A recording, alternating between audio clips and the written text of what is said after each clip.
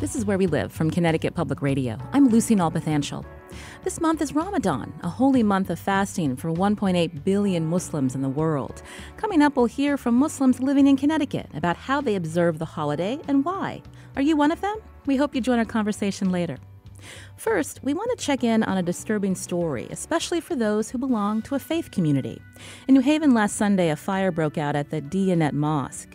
Luckily, no one was inside that afternoon, and the fire didn't completely destroy the mosque. But the damage meant no one could gather there during Ramadan. And a day later, fire investigators said they believe the fire was arson. The person or people responsible have not been found.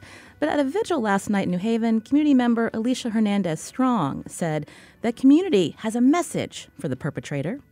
You may have burned down this mosque, but if you burn down any mosque, synagogue, or church in our community, we will rebuild it every single time. Now, we wanted to talk with members of the Diyanet Mosque. That's on Middletown Avenue in New Haven. So joining us now by phone is Yasin Uzun. He's a Gateway Community College student who's been attending the Diyanet Mosque since he was a child. Yasin, welcome to our show. Thank you for having me. Also with us via Zoom is another member of the mosque, Ahmed Tahir Noor, a graduate student in religious studies at Yale. Ahmed, welcome to our show. Thank you so much. I'm going to start with Yasin. I understand you grew up, again, attending the Diyanet Mosque. Can you describe for us the moment when you heard that the mosque was on fire last Sunday? Where were you? I was actually at home. It was Mother's Day. My dad called me, so I couldn't really believe it. So I kind of raced down there. I kind of thought it was like a little small fire, and when I looked at it, it was like much bigger than an electrical fire. And when you were there and you said that you couldn't believe what you were seeing, were a lot of members of the community, the mosque community, gathered there as well? Yeah, everyone was like heartbroken and crying because it took so long to build. Later on, we're going to be talking about this month being the holy month of Ramadan and learning more about that religious holiday. But for you and for other members of the community, this fact that the mosque was on fire meant that you couldn't go there for evening prayers. So what have you been doing during Ramadan while the mosque is, again, investigators are still continuing to investigate that arson, but also not being able to go there and pray? What has that been like for you? Yeah, so usually we go with like friends and family, but now like I've been praying at home, eating at home, or like out with friends or at their house. So kind of switching it up. When you heard a day after that fire that investigators said it was arson, what went through your mind? That was pretty heartbreaking. Like if it was like an electrical fire, that happens.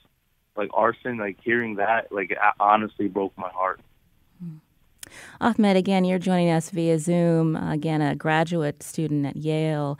You came to New Haven from Turkey just a couple of years ago. So what does this mosque mean for you as you and your family, having been fairly new to Connecticut over the last 2 years? Yeah, thank you. When I came to New Haven in 2016, indeed, I was not aware that a large Turkish-American community lived in Connecticut. But then soon, my wife and I found out the community centered around this mosque, and it quickly became another home for us, and as for many other families and friends. So my wife and I wanted to contribute to the community in the ways we can. So we started volunteering in the educational outreach. So the educational work at the mosque includes weekend schools, seminars, family gatherings, art workshops, religious congregations, etc. And I was very happy to offer whatever I can. And also I am active in the Yale Muslim community. I'm also very grateful to those friends and students and scholars from there who also contributed to the educational work in the mosque by giving seminars and sharing their experiences. So, Ahmed, all those activities that you list all on hold now after this arson. When you heard fire investigators announce that they believe this fire was set intentionally, what was your reaction? Yeah, well, we were shocked in the first place, of course. How can such a hurtful and horrible attack happen?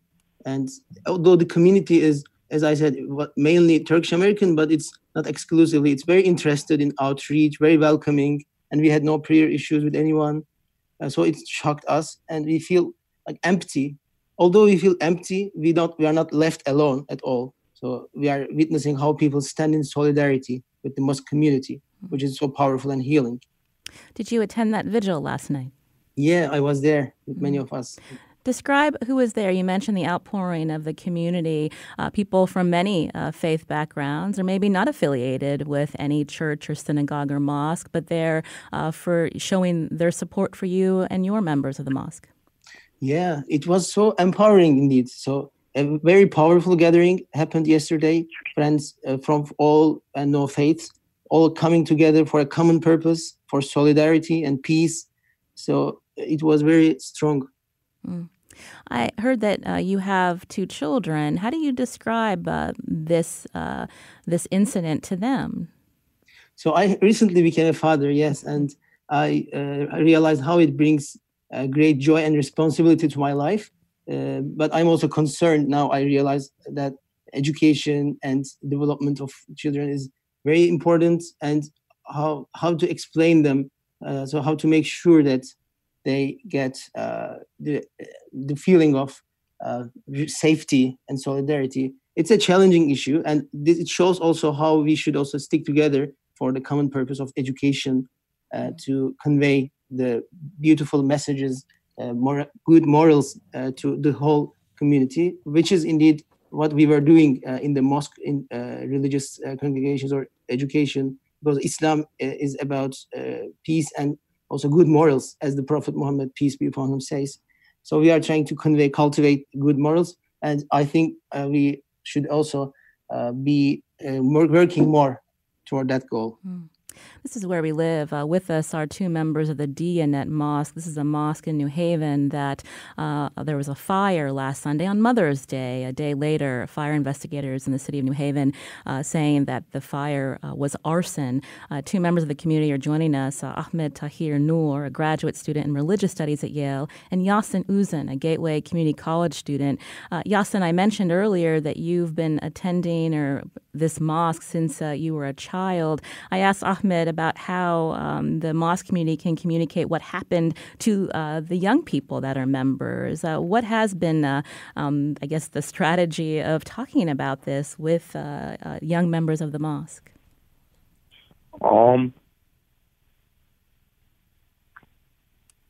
Like with like my age or like the younger kids? The younger children. Oh, them! I'm like they're pretty heartbroken. They're always like, when I was there, like when the fire was there, some kid was talking about, oh, like, Dad, where are we gonna like learn now? Where are we gonna pray?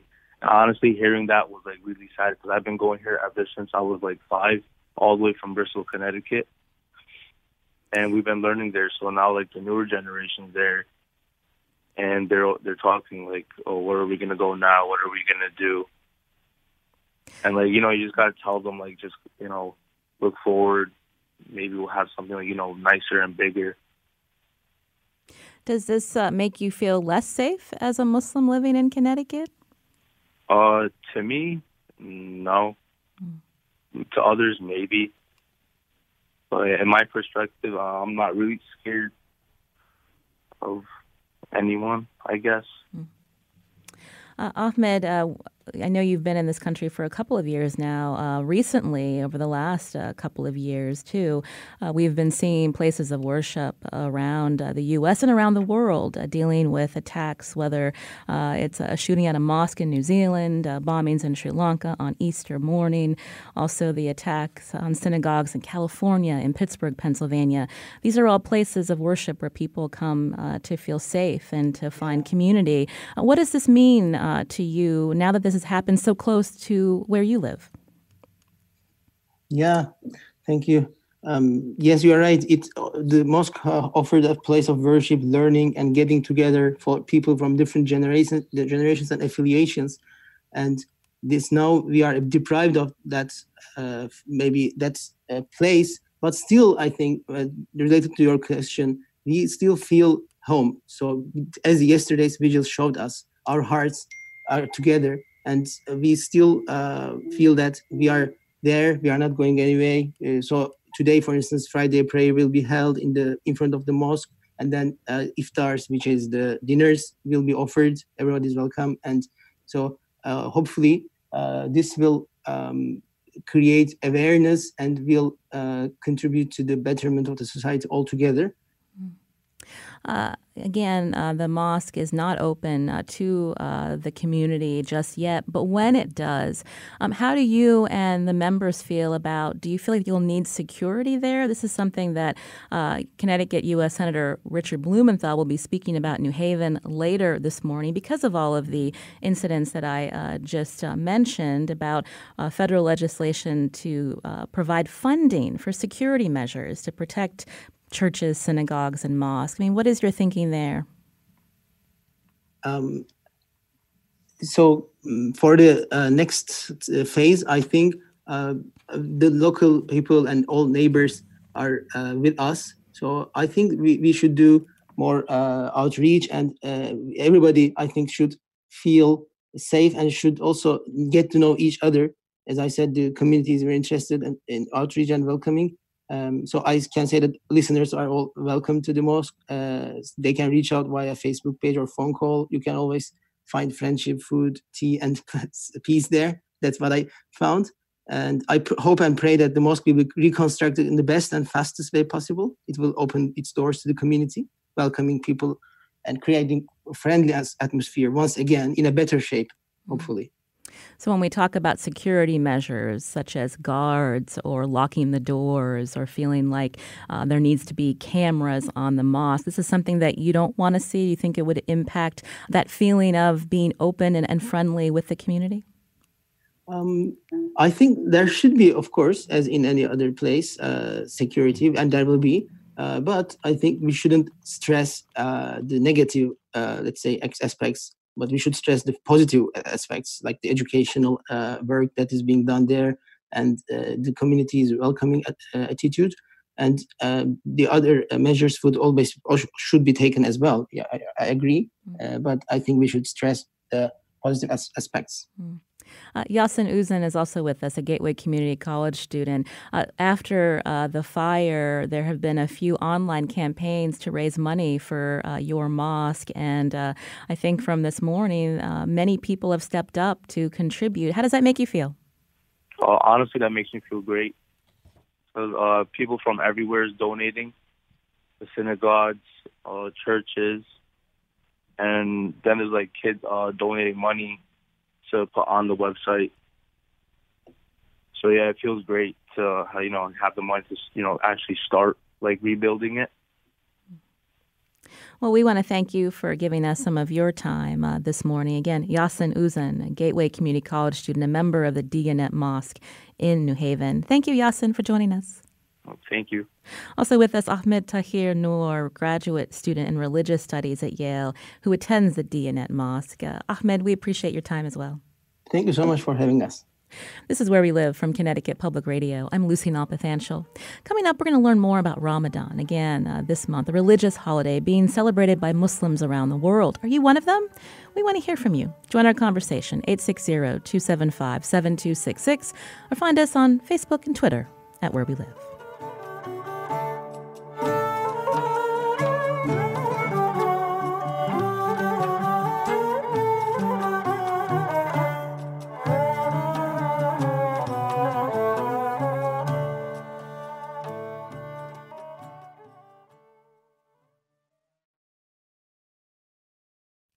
This is Where We Live. I'm Lucy Nalpathanchel.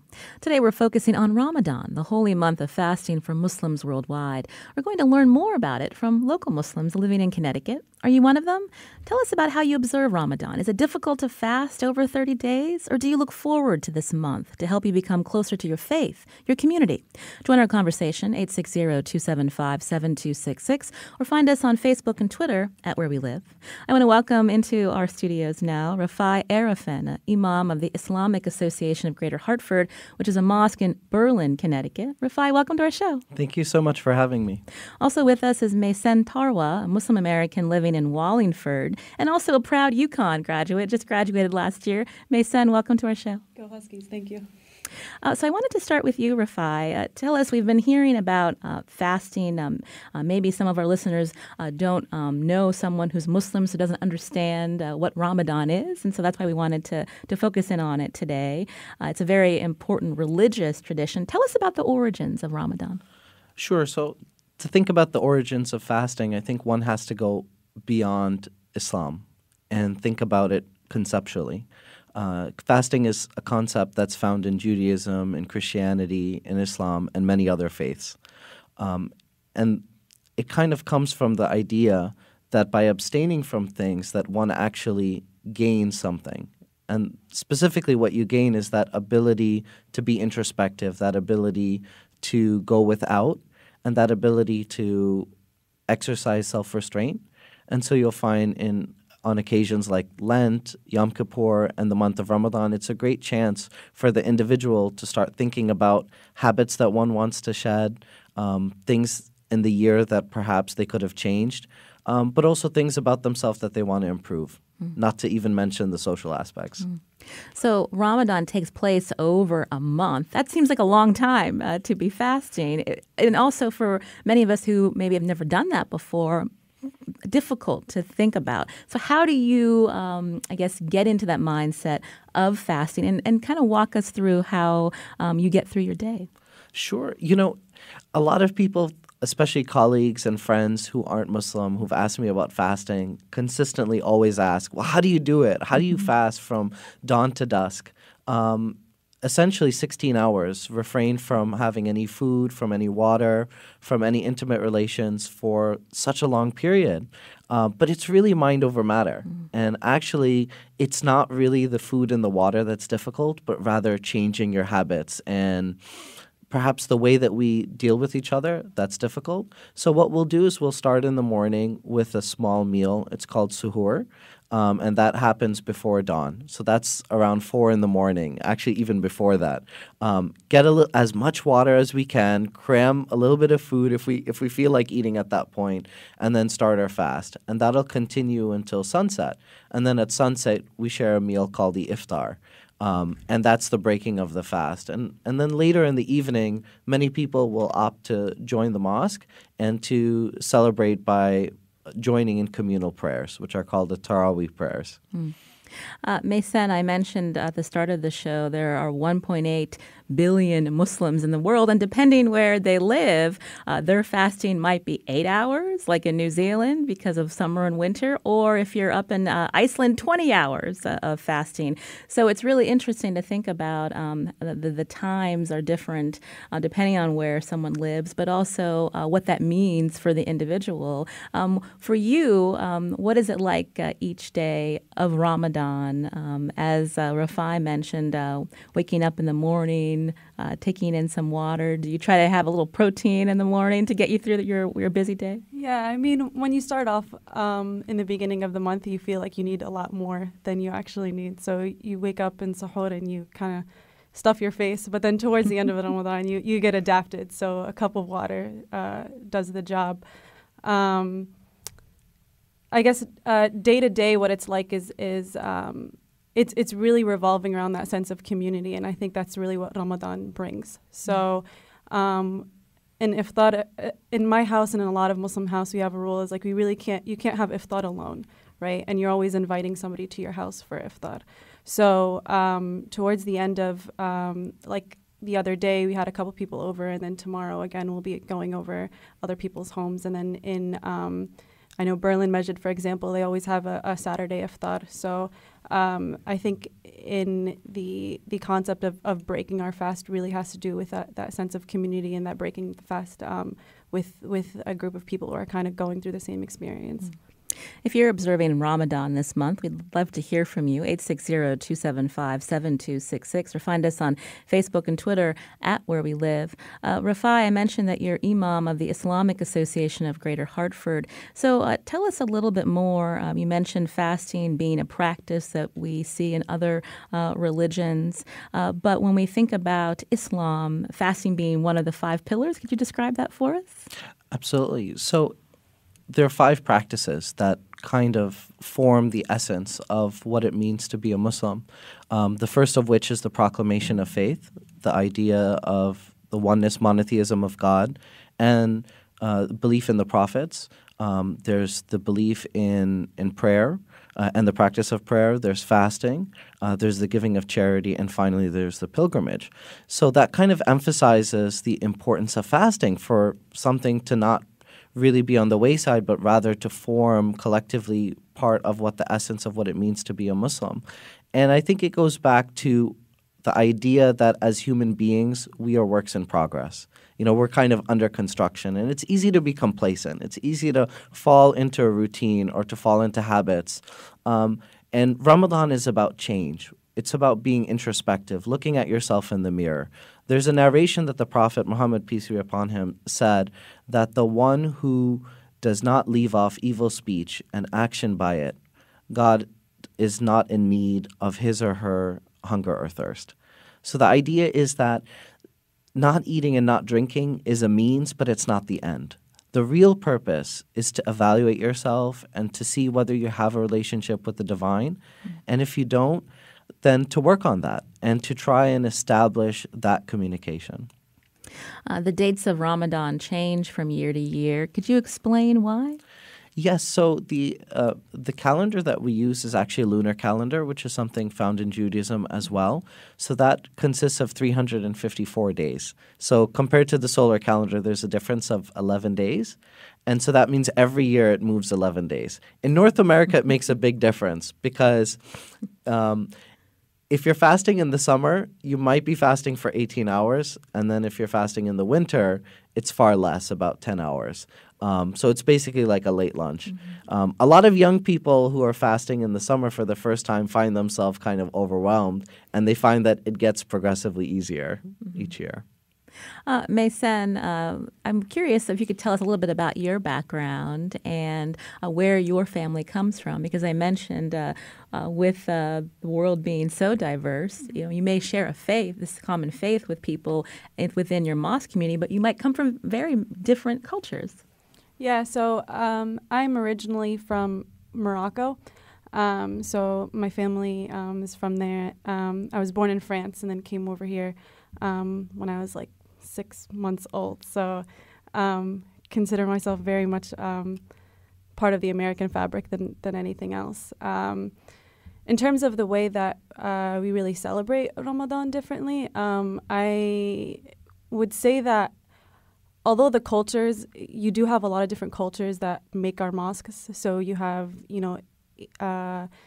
Pakistanis, Indians, Egyptians, Bosnians, and the list goes on. And we do celebrate it a lot differently in terms of what we break our fast with. But I would say the concept behind it and the day-to-day is a lot more similar, which I found interesting, because a lot of times when you speak to people overseas and you tell them that, I have a Bosnian friend or I have a Libyan friend and, we break our fast together, they would assume that, their traditions are very different despite us being from the same religion. And you find yourself in your mosque that, in fact, it really isn't. They eat a samosa, I'll eat, hummus or whatever the case. But in the end of the day, it's all of us breaking our fast together, which I grew up with. So I feel very privileged. Rafai, tell us about your mosque community in Berlin. Sure. So our mosque was established in 1989, and at the time there was a very small number of mosques in the state of Connecticut compared to the number that we find today. It's really a unique mosque because from day one it was established with the idea that this would serve as kind of like a beacon for interfaith activity, that it would be an open and tolerant community, really from day one. And we've really strived in order to meet that goal. We participate in interfaith dinners. I actually attended one on Tuesday in New Haven, not far from where the Diyanet Center is located, which was hosted by the Peace Islands Institute. And we also host similar events at the Berlin Mosque as well. Our community is really diverse. And so we have people from all over the world, but we also have a lot of converts. We actually have a converts group for people who have embraced the religion of Islam and perhaps haven't established those family traditions yet. And so they're looking to do so within the fabric of a new community. And so we try and make our community really open for them. And one other thing, last thing that I would mention is our community also has a large African American community, some of which some of those members were born into Islam and others who converted later on in life. And so they, of course, have developed their own traditions and their own practices as well. And so that's a big part of our community. Today we're learning about Ramadan with my guest, Rafai Arefin, Imam of the Islamic Association of Greater Hartford, which is a mosque in Berlin, Connecticut. Also, Maysen Tarwa, a Muslim American living in Wallingford, who graduated from UConn last year. You can join our conversation, 860-275-7266, or find us on Facebook and Twitter at Where We Live. I wanted to go back to you, Rafai. You'd mentioned that fasting really is mind over matter, and it gives you a time to reflect during the day about your actions, your words, but also when we think about so many people around the world who are dealing with food insecurity. And so during this month of Ramadan, how does your mosque community and others think about ways to give back to the community? Sure. I think you can't really fast for 16 hours without thinking or at least relating to what the poor go through. And part of it is not necessarily knowing where your next meal is going to come. Our community is part of a consortium of mosques and Muslims throughout Connecticut, the Muslim Coalition of Connecticut. And so one of the events that we do is a program in the month of Ramadan. It's an interfaith dinner. We are also involved in Walk Against Hunger with Food Share. We're actually the largest faith-based group that's part of that program. And also, we're part of the Mercy Shelter. So the first Saturday of every month here in Hartford, we have Muslim volunteers that prepare meals for the poor and the homeless in Hartford. So the month of Ramadan just reinforces the importance of that. Maysen, what about you and your mosque community, thinking about those who have less? Yeah, so a lot of things that we do is very similar to the Berlin Masjid. We work with the city seat in New Haven in the soup kitchen there. So we'll have a lot of youth go out there and essentially cook the meals and then serve them as well. We also do food banks, so we'll collect the food and then go out into New Haven again and pass it out to the homeless there. And then a lot of times that actually brings up conversations about, us fasting and why we fast. And we kind of have those discussions from there. Another thing that we do is we go into the hospitals, not necessarily revolving around giving food, but essentially we go in and we talk to a lot of the people that are sick there. It's a program that we do every third Thursday of the month. We go into Yale New Haven Hospital and we speak to a lot of the people there who maybe don't have a lot of visitors that go and visit. So we chit chat and share a meal as well. Do you feel like in 2019 that there is more interest from the community, especially non-Muslims, to learn more about your faith and your traditions? Rafai? Absolutely. I think one of the positive outcomes of Islamophobia is that it's really brought people out to express feelings of solidarity, feelings of warmth, feelings of support.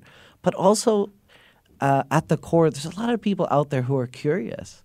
I think it's really important for us to learn from each other. And there's something about religion, for some reason, that makes people insecure or concerned.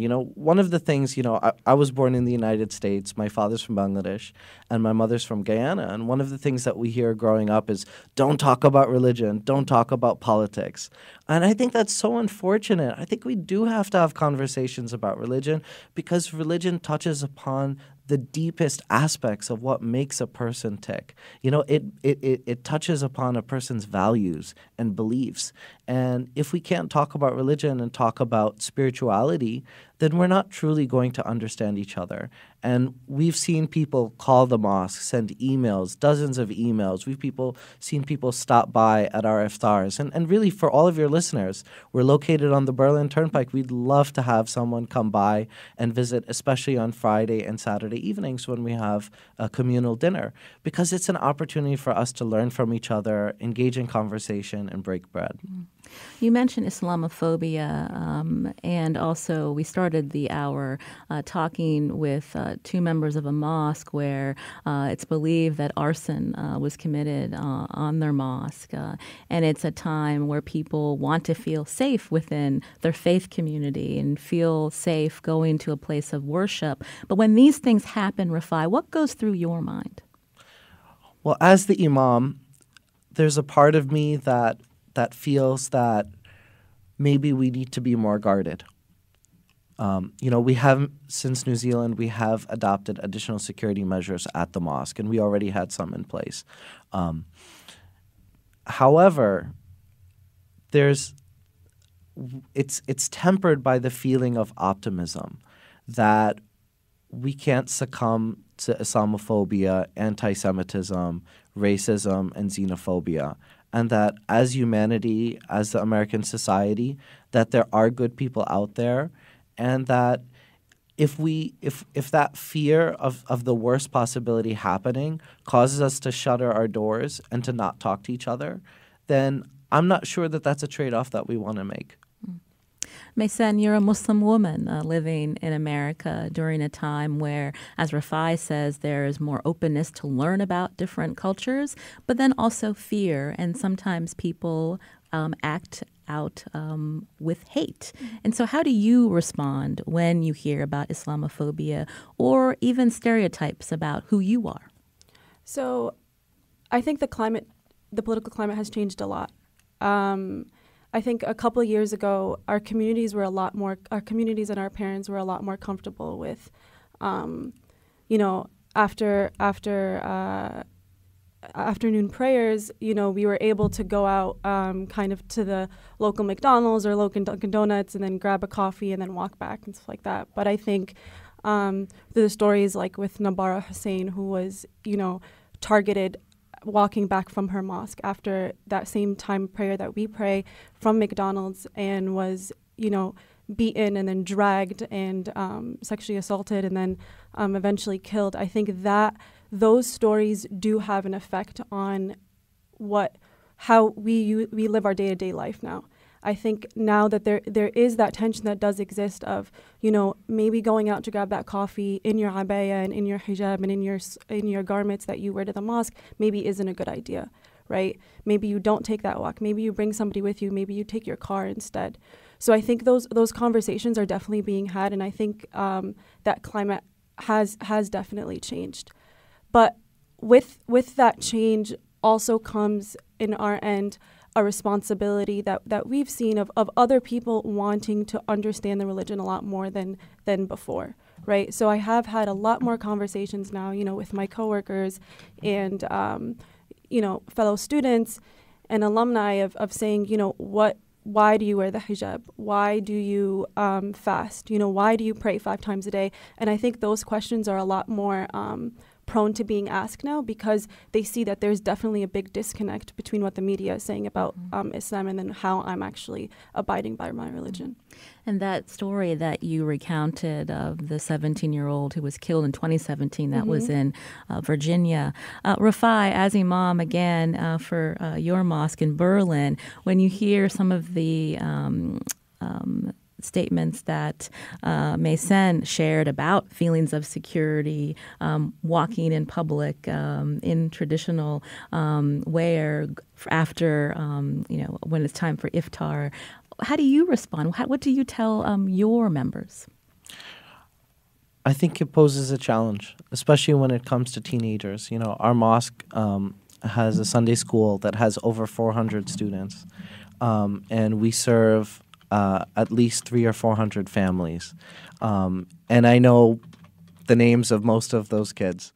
And so in many ways, I feel like they're my own children. And so when I think about what they're experiencing, whether it's bullying at school, and I can think of dozens of examples of that happening. And when I think about some of the comments that they hear and as part of their daily routine, it is upsetting. And I think that what we need to share with young people is a feeling of optimism and acceptance, And what they need to hear from on a societal level from their elected leaders, from the community leaders, from interfaith leaders, is that Muslim Americans are, as my son said, are part of the fabric of this society, and that those few individuals who very much do exist do not represent what American society as a whole believes about Muslims. My guest today, again, Rafai Arefin, Imam of the Islamic Association of Greater Hartford, which is a mosque in Berlin, and Maysen Tarwa, a Muslim American living in Wallingford, Connecticut. Before we head to break, we talked about how people are more interested, curious about learning about your faith and other faiths and cultures. But in these moments where you open your doors to non-Muslims, in those conversations, you also talk about the commonalities that you have, whether they are Christian or Jewish or of another faith tradition. Absolutely. And I think we have a little bit of an advantage, to be frank, as Muslims. You know, as a Muslim, you have to believe in 4 divine scriptures: the Torah, the Psalms of David, the Bible, and the Quran. You have to believe in all of the prophets: Noah, Moses, David, Abraham, Jesus, Prophet Muhammad, peace be upon all of them. So as a Muslim, it's part of our religion to learn about other faiths. And I think that for others, it's something interesting and something exciting for them to learn about Islam. And so I think it's really an enriching experience for us to spend time with each other and to learn. And one of the great opportunities that I think your listeners might have to benefit from is an initiative by CCIU, by the Connecticut Center for Interfaith Understanding. There's a project called Honest Conversations. And this goes back a few years, and I think they've had more than 70 events throughout the state of Connecticut and even in Massachusetts. And these are events that are hosted by the Interfaith Group, and it's really an opportunity to ask your Muslim neighbors honest conversations. Yes, we do get a few individuals from ACT, for example, one of the Islamic groups, the Islamophobic groups in Connecticut. They do show up, they ask their obnoxious questions, but it's fine. I think they're expressing their views, and I think it's what's more important is for people to learn about Islam and to hear from Muslims about how Islam impacts their everyday life. This is Where We Live from Connecticut Public Radio. I'm Lucine Alpathanchel. We're going to continue our conversation after the break, and you can join us too. Our number, 860-275-7266, or find us on Facebook and Twitter at Where We Live.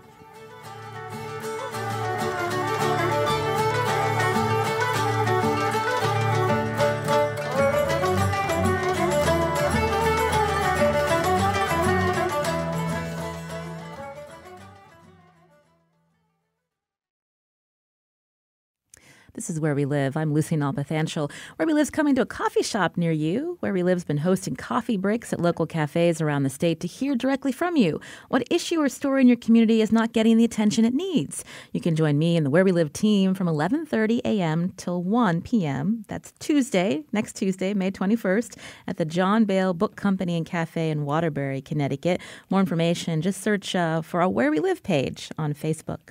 Now, today we've been learning about Ramadan with my guests, Rafai Arefin, Imam of the Islamic Association of Greater Hartford, which is a mosque in Berlin, Connecticut, and Maysen Tarwa, a Muslim American living in Wallingford. You can join us too, 860-275-7266, or find us on Facebook and Twitter at Where We Live. I wanted to go back to you, Rafai. We talked a little bit about the logistics of Ramadan, about how long it lasts, but I'm curious for whether it's the very young or for someone who's elderly, maybe has a health condition. Do they get special dispensation to not fast during those times? Absolutely. There are whole categories for people who are exempted from fasting, and that includes those who are traveling, those who are sick, those who are chronically ill, and others who physically aren't able to fast.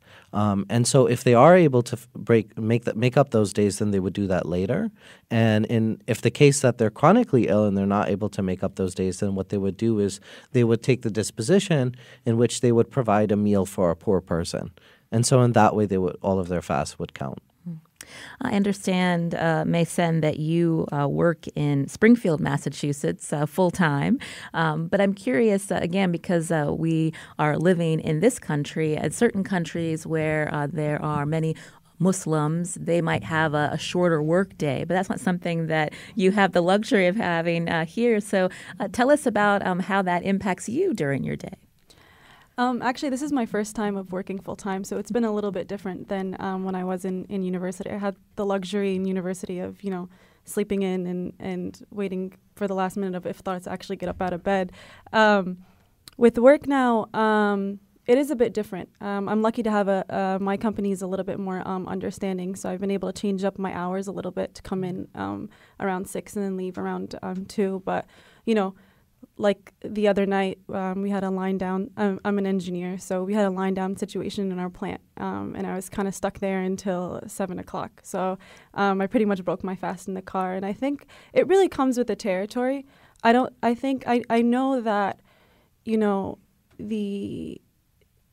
the hardships that I'm enduring of whether I'm driving or whether I'm not able to break my fast with my family. I know that I'm still getting for us we say the barakah, but I'm still getting the good deeds for it, and I'm still doing essentially what I was commanded to do and kind of what I spiritually would like to choose to continue to pursue.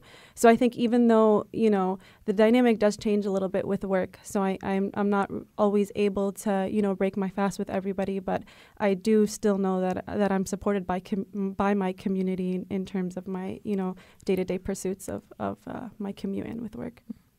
Because you're a person in their 20s, when we think about Ramadan, also breaking fast, tell us about how young Muslim Americans, what are some traditions? We heard that IHOP can be involved. Can you explain that to us? Yeah, IHOP and Denny's. So after Tarawih, which is our last evening prayer, a lot of us will get together in the mosques and we'll go out for, a meal right before we have to, begin fasting again. And a lot of times that's, in Denny's, which is 24 hours. So shout out to Denny's or, IHOP. So a lot of us Muslims kind of get together there. We also, go out for iftar, which our parents find completely bizarre, but, trip to Buffalo Wild Wings or wherever, our cravings lead us. So a lot of times it's us really just wanting to get together kind of with the youth and kind of break bread and just enjoy our time together. And sometimes that's over pancakes and waffles. And for our listeners who might be just joining, when we say iftar, that is the meal that you have after sundown? Yes. So suhoor is the meal that we have in the morning, and then iftar is the meal that we have at sundown. So that's after the 16 hours of fast. Rafai, what do you think about those very American traditions that have popped up in recent years? I think it's great. And one of the things that we find I think there's a perception in America that Muslims have some other culture. There's a Muslim culture. I think a lot of Muslims think that too, which is really sad. There is no Muslim culture because it's a religion that transcends culture, race, ethnicity, and every other divider. And so what we see is, yes, you have Egyptian Muslim traditions, Indonesian Muslim traditions, Russian Muslim traditions. And I think it's about time that as Muslim Americans, we start making up our own. And perhaps these are some traditions that we'll pass along to the next generation. So what foods do you like to break fast with, Rafai? So I actually don't like a lot of the traditional foods because most of them are fried. Yes. Growing up with parents from two different cultures, I grew up in New York. So I gravitated towards more American foods, more Italian foods, and that was something that I always found appealing. And so now that I'm the one cooking, so I'm like, okay, well, I can make whatever I feel like. So I guess I'm unusual in that respect. Mm-hmm. Now, young children don't have to fast, but as they grow up as Muslims, do they go ahead and do it anyway because they want to be like their parents? So there are a lot of kids that think that they're fasting, but they're not really. So what a lot of parents will do is that they'll have them have lunch, and then they'll tell them that they're fasting. So that way they can break the fast with everyone else. Or they'll have an early iftar, right? So they'll start fasting in the morning, and then they'll have their lunch meal. And so, of course, for very young children, they shouldn't be fasting. It's too long for them. And so we wait until they reach the age of majority and maturity so that they're physically able to fast, and for it not to be a hardship for them. And what age is that? So that's typically, around 12 or 13 years old. But my experience is that most young people, most kids want to fast earlier than that. And so we try and incorporate them. We want them to participate in the traditions and the breaking of the fast, even if it means that there's some slight modifications. Maysen, we've got just a little bit of time left, but I'm wondering, as you were growing up as a young person, did you feel like Ramadan was a time where you could gather at the mosque and have a good time with your friends? Yeah, I mean, every single time Ramadan comes around, especially when you're young, is like the most exciting times. You'd get the lights up in the house, and then, you'd start gathering the people. And I think one of the big things that gets to happen in Ramadan is that you get to see your community, you get to see your friends all the time. So we would gather around the mosque, every day. Every day you get to go to prayer, and every day you get to kind of go see your friends. And even as a younger kid, you might not be praying the whole time, but the idea that your parents are like, finish up your plate so you could go, to the mosque and go see everybody was always an exciting thing for sure. And Rafai, this year, when will Ramadan end? And then tell us about the big celebration that happens. Okay, so Ramadan is expected to end on, the last day would be June 3rd. And so June 4th is expected to be the day of Eid, which is the celebration that follows the month of Ramadan. Mm. And so tell us what happens on Eid. So on Eid, it's kind of this celebration, but it's accompanied by this feeling of accomplishment. There's a tradition from the Prophet Muhammad that the fasting person experiences two feelings of joy. Once at the point of breaking the fast, and once at the occasion of meeting his or her Lord. So there's like this feeling like, wow, I did this, I'm able to do it, mind over matter. And if I can fast, then maybe there are other goals in my life that I want to achieve, and maybe I can do those as well. And so the Eid celebration is accompanied by, high fives and hugs and lots of food, because you didn't have a lot of that over the last 29, 30 days. But it's also this feeling of spiritual accomplishment that maybe there were some things that I worked on in this month that I was able to achieve. Maybe we grew closer as a community with my friends and with my family. And so there's that personal aspect, but also there's this social thing where it's like we were all in this together and we made it through the other side. And I understand there's a big Eid carnival at Lake Compounce. That sounds pretty fun for families. Yeah, so the Muslim Coalition of Connecticut that I mentioned earlier hosts the Eid Carnival, which is going to be the weekend following Eid. And Lake Compounce has been wonderful in hosting this event for several years now. And it's an occasion for Muslims throughout the state of Connecticut and surrounding states to come together, enjoy a halal meal, and to be part of the fun at the amusement park. And you find that in many other states, in Massachusetts and New Jersey, they have celebrations at Six Flags as well. Well, we want to thank you for coming in and talking to us about Ramadan. We hope that our listeners were able to learn some new things today with their neighbors and friends who are also practicing Muslims as well. But also, Rafai Arefin, we thank you for coming in, Imam of the Islamic Association of Greater Hartford. Thanks so much. It's been a pleasure. Also, Maysen Tarwa, a Muslim American living in Wallingford. Maysen, thank you. Much appreciated. Thank you. Today's show produced by Carmen Baskoff. Special thanks to our technical producer, Kyone Wolf. Also, our digital team, Carlos Mejia and Ryan Karen King. I'm Lucy Nalpathanchel. Have a great weekend.